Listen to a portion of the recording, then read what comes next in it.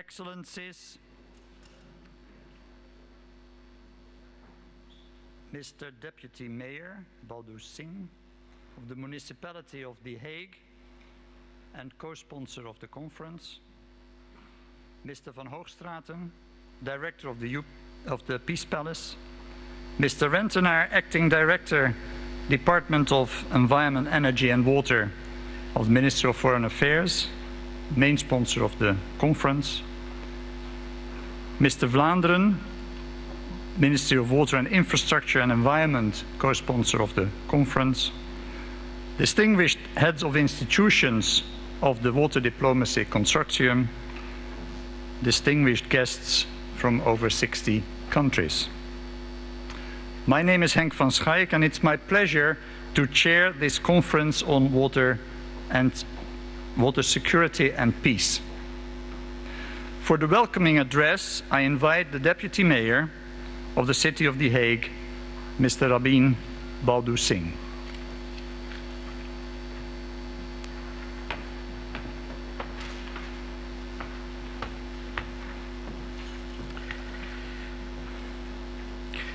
Your Excellencies, ladies and gentlemen, I truly bid you all a very warm welcome to the City of The Hague, the city that has the honor of hosting this international conference on water, security and peace.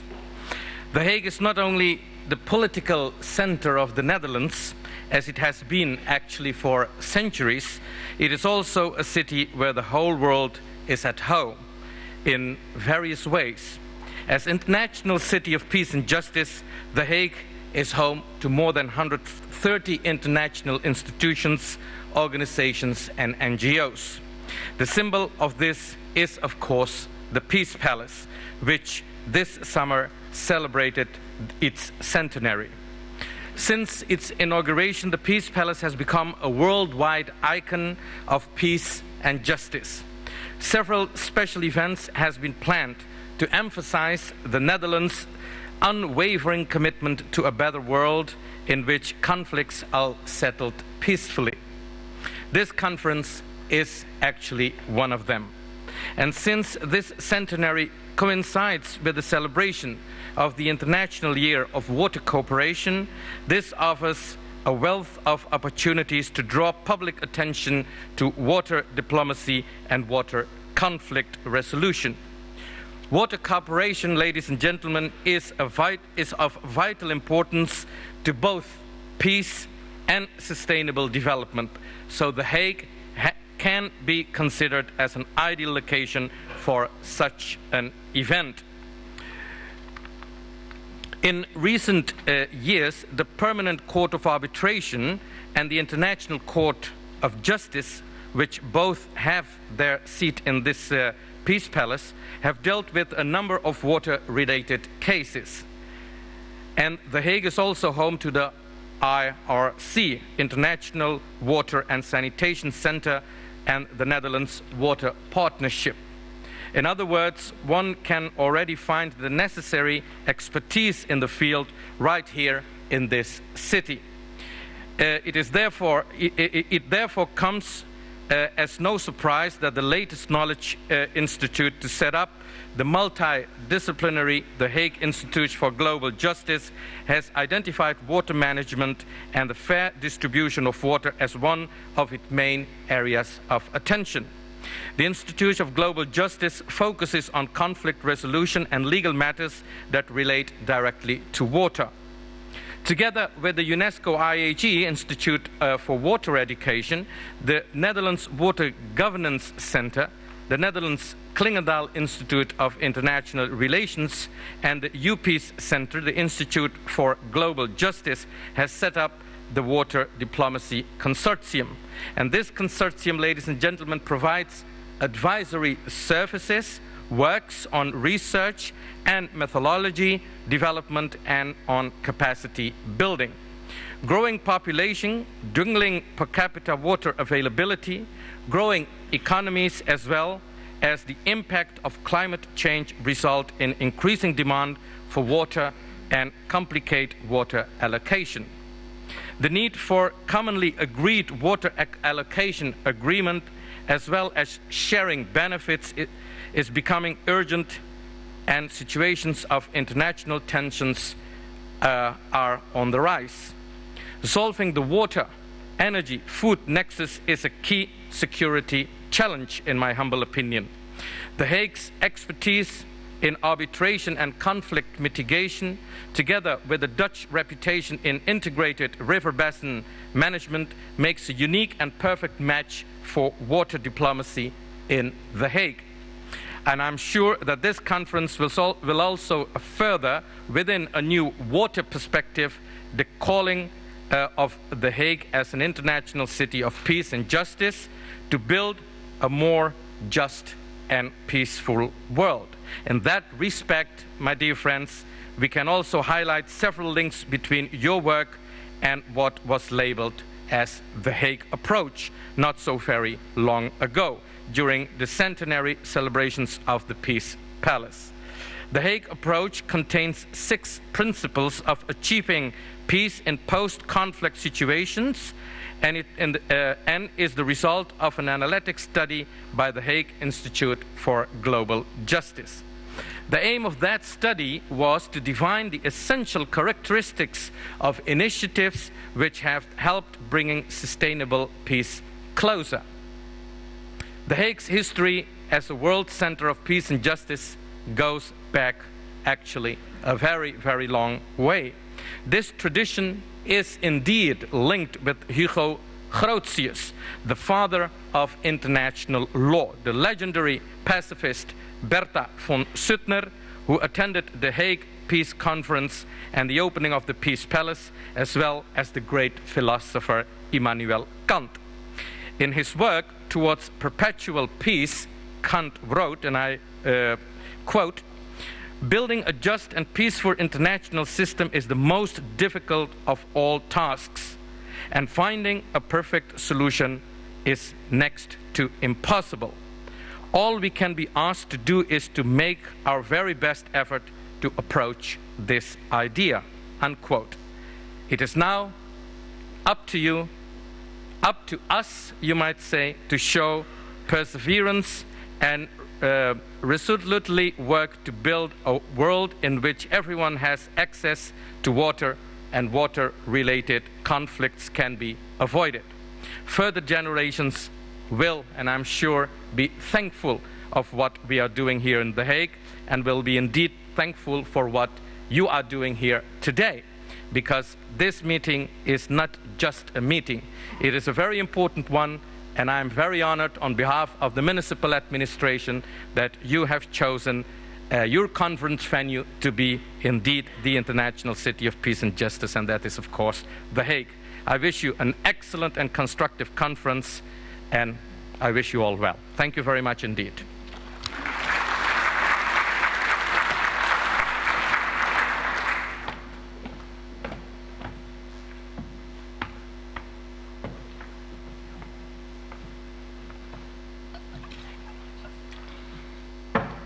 Thank you very much, Mr. Baldu Singh, for your encouraging words. What I didn't mention is that I'm of the UPeace Center The Hague, which is in this building since 2012. Thank you for the hospitality also, Mr. van Hoogstraten, to have us here. And now we are going to hear and see the heads of institutions which are the institutions of the Water Diplomacy Consortium, already mentioned by the Deputy Mayor.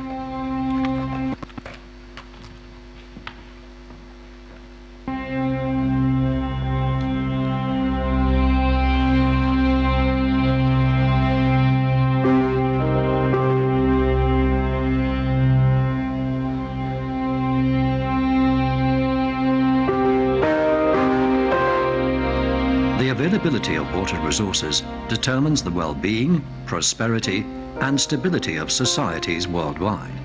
As fresh water becomes more scarce and is often unevenly distributed, tensions over its use are manifested in everyday life.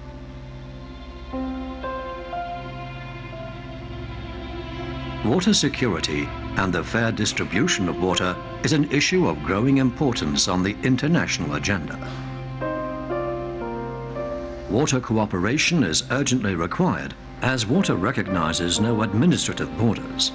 There are 276 transboundary river basins in the world, and an estimated 148 nations have international basins within their territory.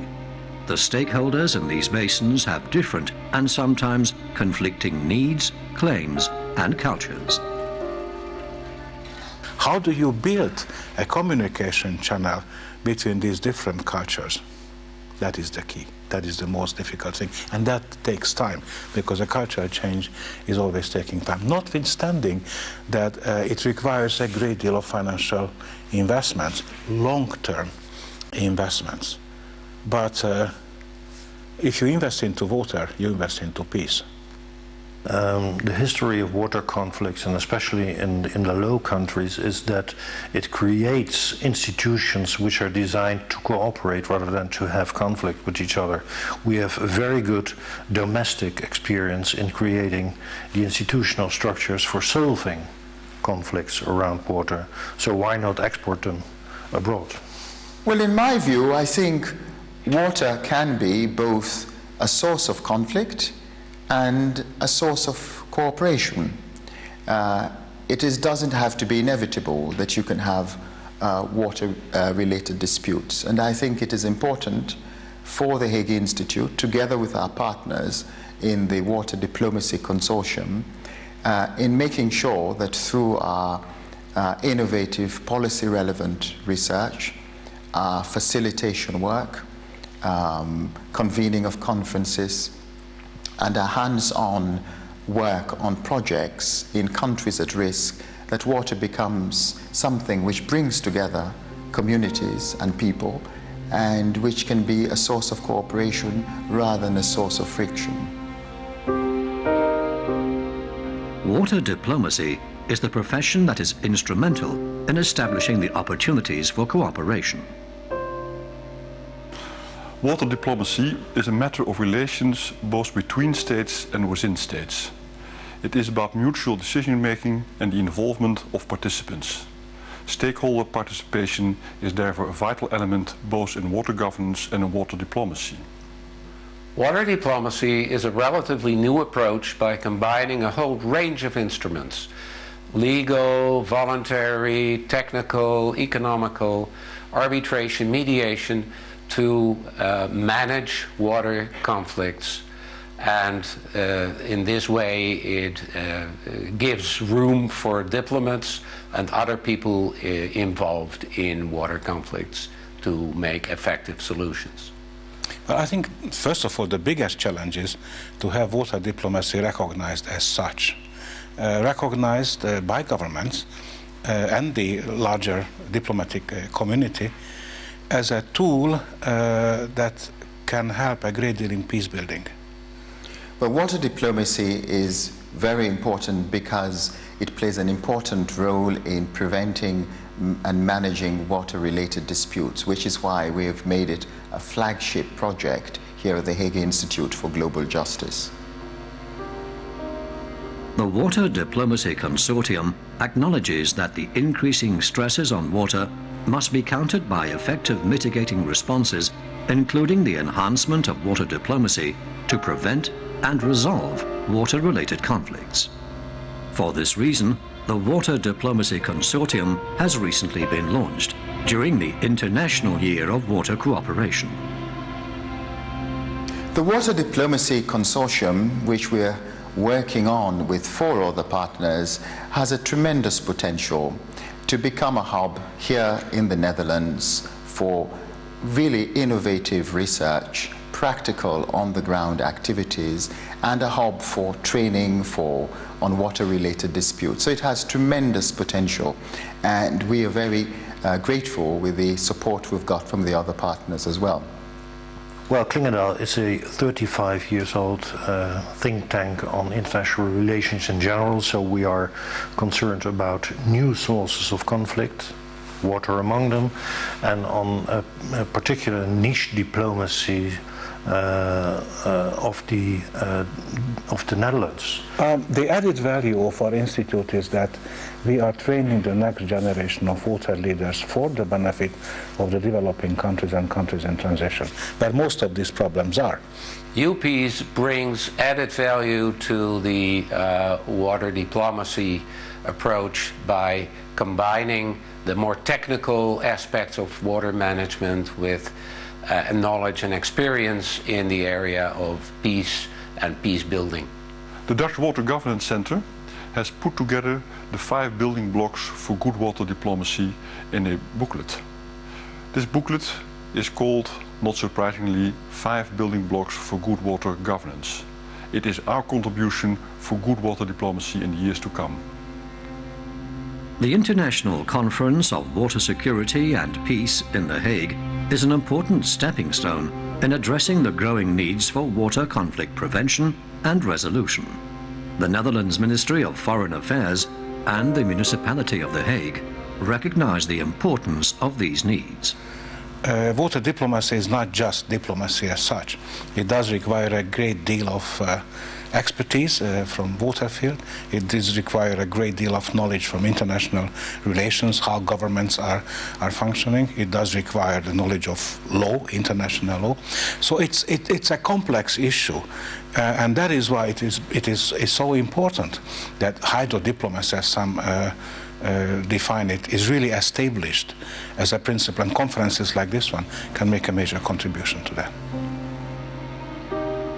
This conference creates opportunities for dialogue, knowledge exchange, and partnership building. Participants will explore the role of negotiation and arbitration in water disputes, highlighting specific cases in the Middle East, North Africa, and Asia, among others. The conference will also focus on the need to optimize present arrangements and particularly the need for additional diplomatic tools to remove political bottlenecks and to address recurring conflicts. Perhaps the most important element for action is indeed invest into hydrodiplomacy. Create the next generation of leaders who are equipped with the necessary means to use water as a source of cooperation and as a source of conflict. I think this is a tallest order. It will take time, but there's no other way.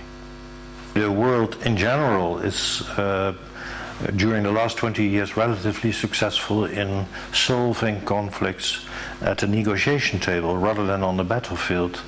So I would urge this conference to add water as a new domain of not only of conflict but of peaceful conflict solution as well. Let's join our forces, our combined forces, to make water diplomacy an effective instrument for solving water conflicts. I would say engage fully in the conference. We want your ideas, we want your suggestions, we want constructive criticism, but above all, do come up with practical recommendations which can be of help to policymakers in the Netherlands, in other parts of the world, to make sure that water is a source of cooperation and not a source of friction and a cause for dispute. If we can come up with those practical recommendations on the way forward, I think the conference would have been an unquestionable success.